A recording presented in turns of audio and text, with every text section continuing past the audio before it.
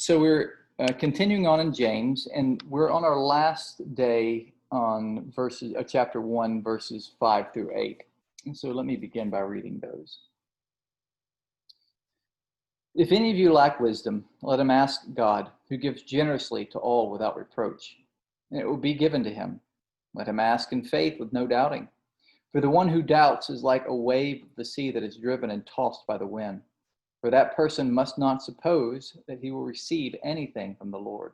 He is double-minded, unstable in all his ways. It seems to me to be a good time here to stop briefly and just sort of go back over what we've looked at so far before we move on to a new section in James. So we began by looking at the fact that the very important, I think, fact for James and for all of Christianity, the fact that we live in a meaningful world, that God works through all of our circumstances with a purpose in our life and in the world. And for us, that purpose is moving us to completion, perfection, and wholeness. So he's infused our life with meaning. And because of that, we can have joy in the circumstances because they are going somewhere. There is a meaning, there's a telos, there's an end to what God is doing and what we are experiencing in this life. And so God is moving us to that place where we lack nothing, as James 1:4 says. Then he moves to the new section, which it says, but there is one thing, right, which if you lack, is a huge lack. You can't, in a sense, be perfect and full and complete if you lack this one thing, which is wisdom. And so he says, if you lack wisdom, you should ask for it. You should go before God as a person in need, and you should ask God, who gives generously. And we look at the fact that generously there does mean, as we think of generously, but the root of that word means, has a singularity. It means single, undivided, right? So he gives in a very with unwavering intent, with singularity of purpose on his part. Once again, I think the idea is of moving us to where he wants us to be, which we need wisdom for. And he does it without it rebuking, without making fun of us or constantly reminding us and beating us down with, you guys don't have wisdom, you're foolish. He just gives those who come to him sincerely asking for wisdom, he gives it to them. So contrasted with this, the way God gives, James begins to look at the way we often ask, which is, he says, ask in faith, not doubting, because in general, I think we do ask with doubting. And we look at the fact that this doubting does not necessarily mean an intellectual doubt, that niggling thought in the back of your mind which says, well, maybe he won't do it. Maybe he won't grant your request. It's not an intellectual sort of thing. But rather, it is, unlike God's unwavering intent, it is a wavering of purpose. We're not undivided in our asking. We still are pursuing God, but also something else. We have divided loyalties.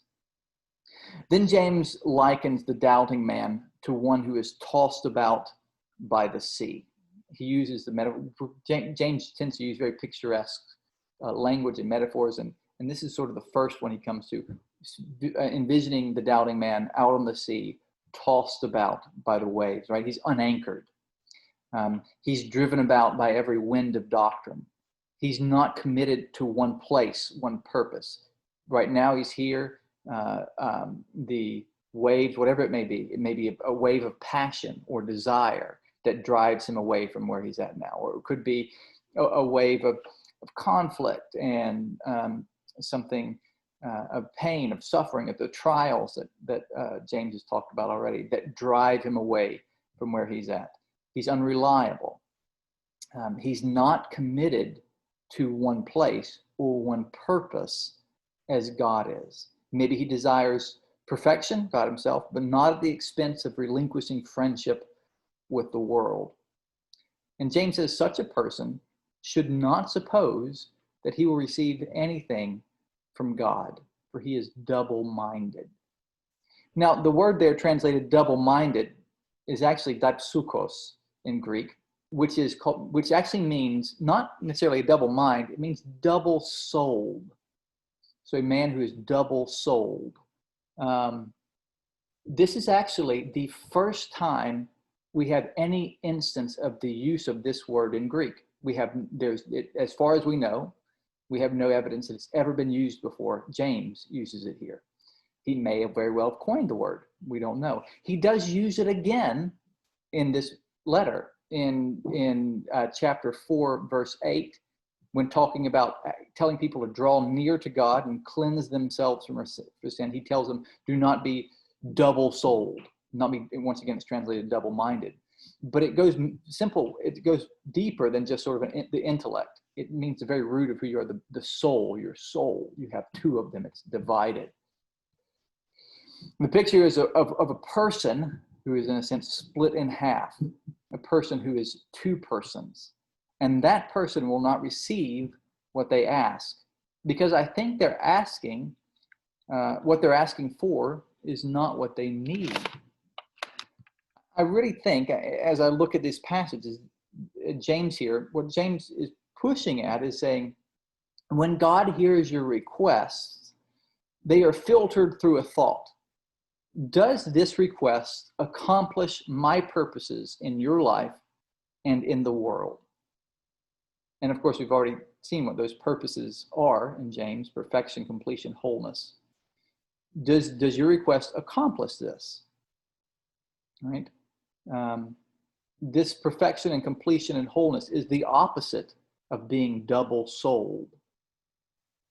So the first thing a person who is double-souled needs is to move away from that state towards a singularity of purpose with God. The double-souled person will, as James will point out in chapter 4, ask according to his passions. So he says, you have not because you ask not, and when you ask, you ask improperly according to your passions, to achieve your passions' goals, not achieve God's goals. And God will not feed us in the pursuit of our passions. He won't help us do that, which is a good and wise thing for him to do, right? If you think of your children, right?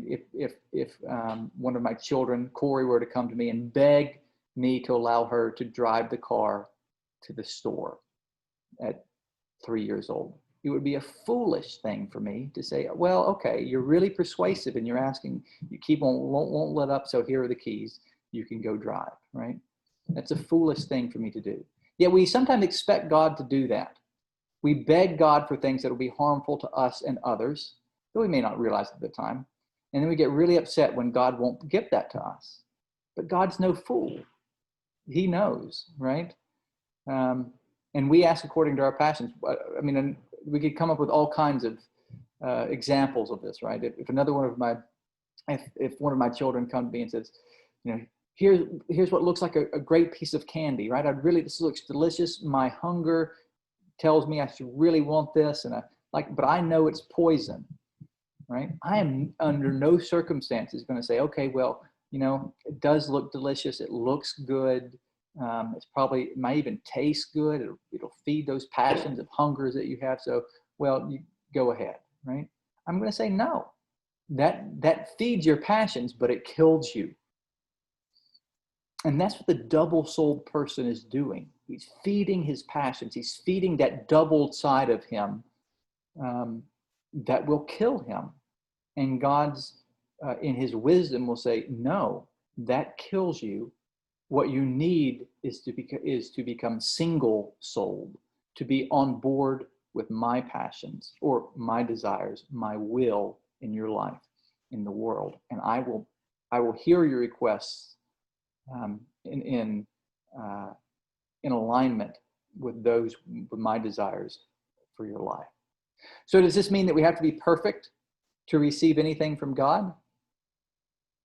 Well, not necessarily, because none of us are there yet. But we need to be on the path moving towards perfection. And that's where God expects us and wants us to be. Truly wanting what is good The psalmist says, delight yourself in the Lord and he will give you the desires of your heart. Well, if you're delighting yourself in the Lord, as is often stated, then your desires will align with his desires, which is health and goodness for you.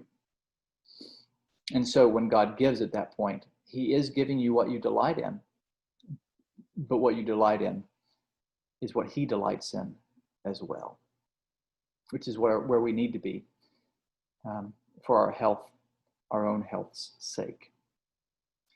So with that, we come to the end of one of the